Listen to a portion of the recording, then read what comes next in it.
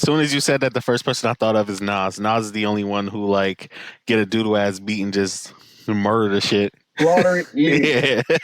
And even then, Nas, shit, he rapped to the level of his production. That's why his beats. That's why he was even in the conversation of being equal with Jay-Z, because he would rap over a lot of bullshit, and because he be rhyming it so well. But he rap over a lot of bullshit.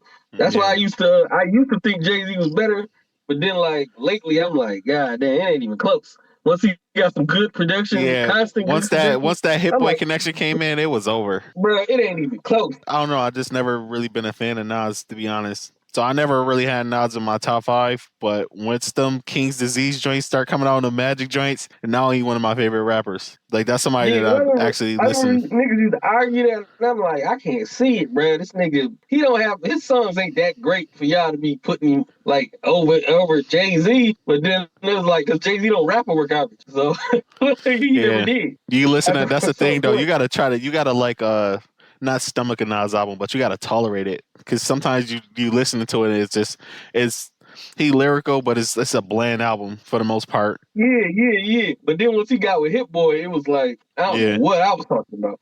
You know, it's one of my favorite Nas songs from like the, I can't even say earlier joints, because that Untitled album was kind of late, like in Nas's career. Like he pretty much is in the twilight of his career at that point. But that wasn't one of my favorite songs off that joint is Queens Get the Money. And that beat is so basic, but the shit he was just saying on the shit was just hitting. I'm like, damn, it's pretty much wasted that shit. Nas rapped his ass off. Yeah. It was like Nas could get about 4 good beats on the album, and he slaughter all of them. You know what I mean? It'd be like some of the greatest songs in history. But most of his early ones, the beats wasn't that great. Even when they talk about Illmatic, I'm like, Illmatic wasn't that great. You know what I think is the most overrated Nas album is that It Was Written shit. It Was Written. They love, like, Nas fans love that album. I'm like, it wasn't that hard to me. To me, it wasn't. It wasn't to me either. Yeah, that's what I'm saying. But like, once he got a consistent producer to consistently get him that firework, it's out of here. It Was Written. He got better.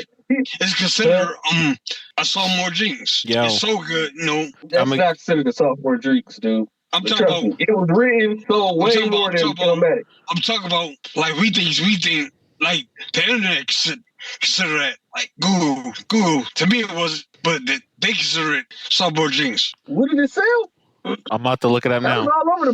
That was all over the place. How would that be a sophomore? So It Was Written was significantly more commercial successful than Illmatic, selling millions more copies and becoming Nas' best-selling album. While Illmatic initially had modest sales, that's not a sophomore jinx, bro. I don't care what nobody say. Yeah, Lauryn Hill single alone sold that whole album. Yeah, that shit went 3 times platinum at that time. It Was Written. Whereas Illmatic didn't even go gold in its first year. Yeah, and that's another thing too, man. That's what make me a Nas hater, is like, you know what I mean? Like he kind of get like these posts, like what's the word I'm looking for? Like after the fact, like he get all these accolades after the fact. Like people talk about like how like, oh, like Illmatic is like this, was like this cultural phenomenon, and it get like all these accolades like after the fact. They remember that, they romanticize that time period and make it something that it wasn't at that time. Bro, because that's why a lot of times I be on here and I be saying like controversial things when you ask me stuff, but I'm like, I'm fair. I remember a lot of these dudes, like what it is, these like little nerdy college writers, because really these are people who wasn't even saying they was into hip hop. They was scared to even come around circles of niggas who was doing hip hop in 1995 or something, 97. They was just writing in their dorm, but they wouldn't come in around the people who was into hip hop. It was even live back then. A lot of motherfuckers. No, all these dudes was live, but like they're exaggerating. Like when Illmatic came out and it was good. It was good. Good is the most I can say, bro. Like when that was out, nobody was bumping that in their car like that. I'm just saying, it was like for heads that wanted to hear lyricism. Like, oh, now it's got lyricism. But even then, nobody was looking at that. Like nobody would have put Raekwon's album down to listen to Nas's album. It wouldn't even happen. Definitely, that's a fact. Yeah, it's like people retroactively became Nas fans. No, it's not that people wasn't Nas fans. Nas was like a $30 hamburger. Now, $30 hamburgers, they're good. And some people have eaten a $30 hamburger. But most people, if they was even going to eat a hamburger, they might eat a $12 hamburger. And $12 hamburgers is good all Now that $30 hamburger is for connoisseurs. Like, oh my goodness, no, it's like $100 hamburger where it's gold leaf on the hamburger, and they got they do all truffles on it. They do all the technical shit really well, like the yeah, but it's not a great like hamburger. The cheese got to go on the bottom bun. yeah, but they got a special type of cheese. This is Gangazuigi cheese, straight from Italy. They only make it 12 times a year. It's $150 hamburger, and that's cool. And some people gonna come in that restaurant, but majority of people gonna come in the restaurant like where they sell $15 hamburger. They're the best hamburger. They make a lot of them. Now it's like, yeah, man, all that jazz shit, because they try to compare it to jazz. That's another thing. The jazz that people talk about sounds like classical music. So like nobody likes classical music. Like, you know what I mean?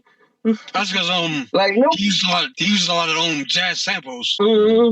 Who's wrote like people, like when they talk about like it's one of the best produced albums ever. That's a lie. None of you niggas even listen to Large Professor. That's who produces albums. Large Professor albums ain't never sold. And Large Professor, what's that nigga name? Q-Tip.